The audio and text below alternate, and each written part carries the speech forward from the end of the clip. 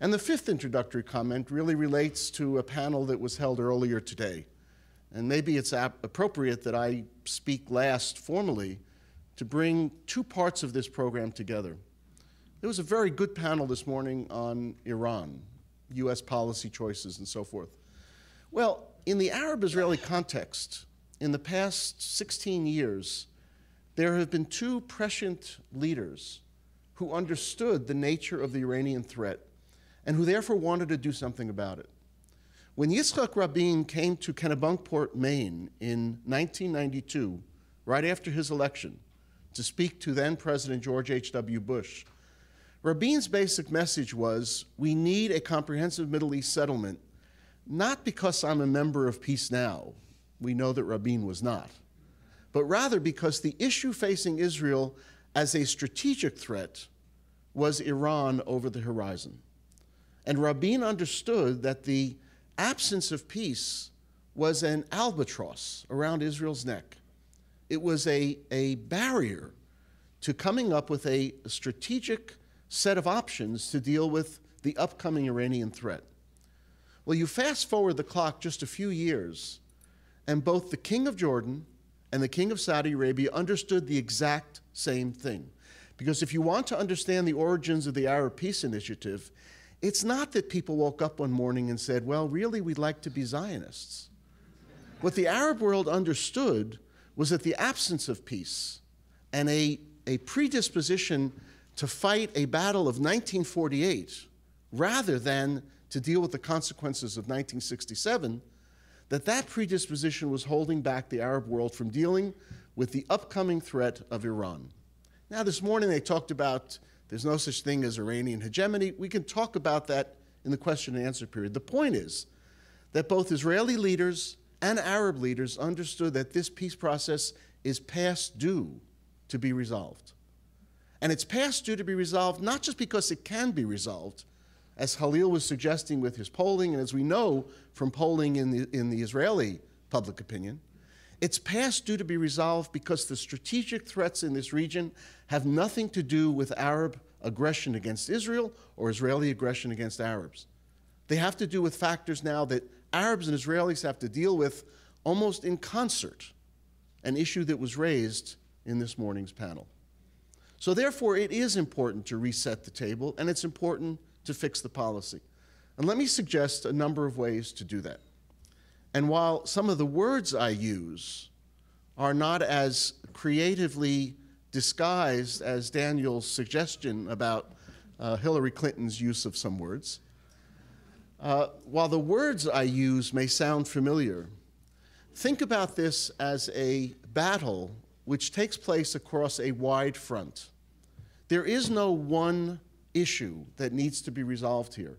There are 7 or 8 issues which a serious policy approach has to deal with simultaneously.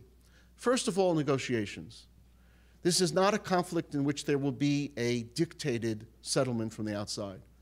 But it's also not a conflict in which negotiations can start over from the beginning every time we get the parties to the table. And so if we think about bringing the parties to the table for negotiations, the United States has the role of framing the issues to be negotiated, of putting forth ideas that we know the parties talked about.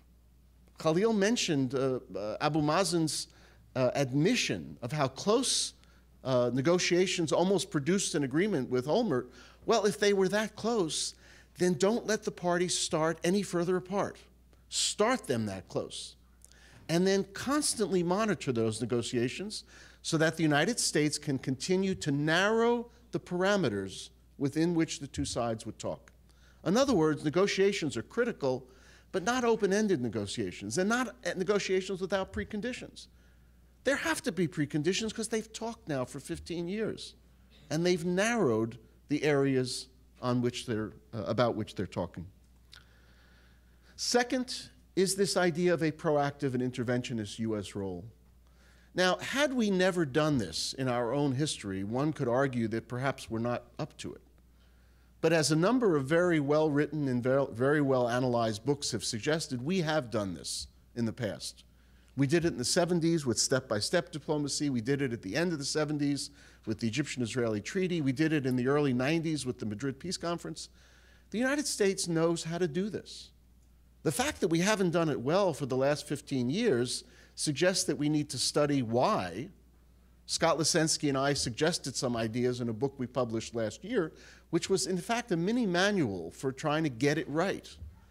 The point is that an active, aggressive, interventionist U.S. role, not substituting for the responsibilities of the parties to solve their problem, but helping them do so, has worked in the past and it can work again. Third, addressing the narrative. This is an issue that my friend Rob Malley has raised, and I agree with him fully.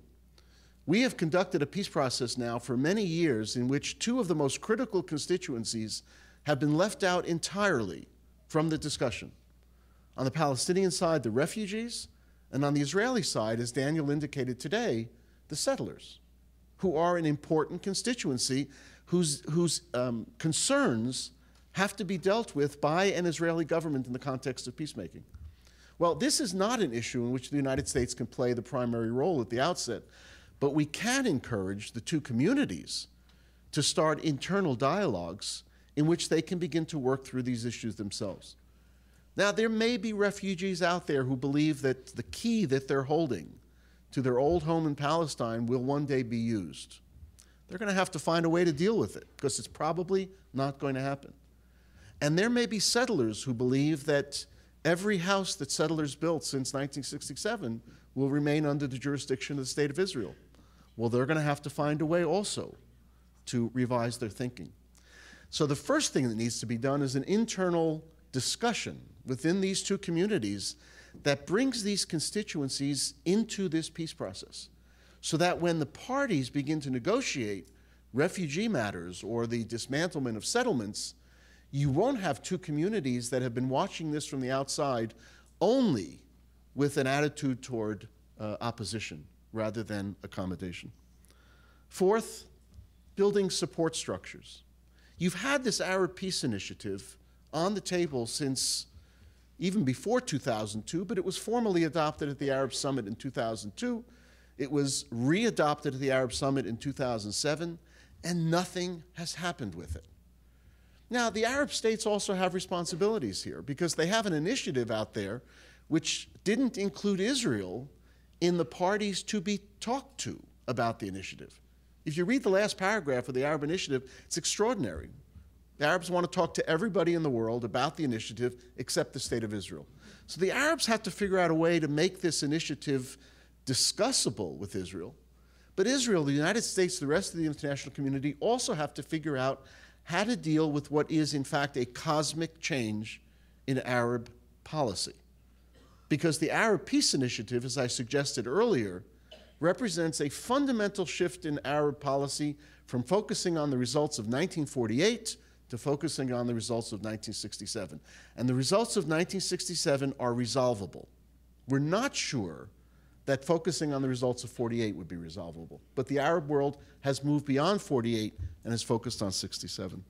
And so we have to find a way to build this Arab Peace Initiative and the safety net and the support structure that it provides to Palestinians into the process of peacemaking. Fifth, Palestinian state building. My mentor in graduate school wrote perhaps the seminal work on this 59 years ago. J.C. Hurwitz wrote a book called The Struggle for Palestine, in which he said that one of the most important distinctions between the Zionist movement and the Palestinian national movement during the Mandate period was that the Zionists got ready to be a state, and the Palestinians did not. Now, as Rashid Khalidi has told us, we know why the Palestinians didn't, because they didn't accept the very essence of the mandate, and therefore could not build the institutions called for by the mandate because they rejected the idea of the mandate. So be it for the mandate. But 59 years later, there still are no credible institutions of Palestinian society that would make that state ready for statehood. Well, thankfully today, Salam Fayyad has come along and he said, I'm going to make sure we're ready. So we now have a key to unlock this door that has been closed, not just for 59 years since the book was written, but for 89 years or 79 years since this problem developed at the outset.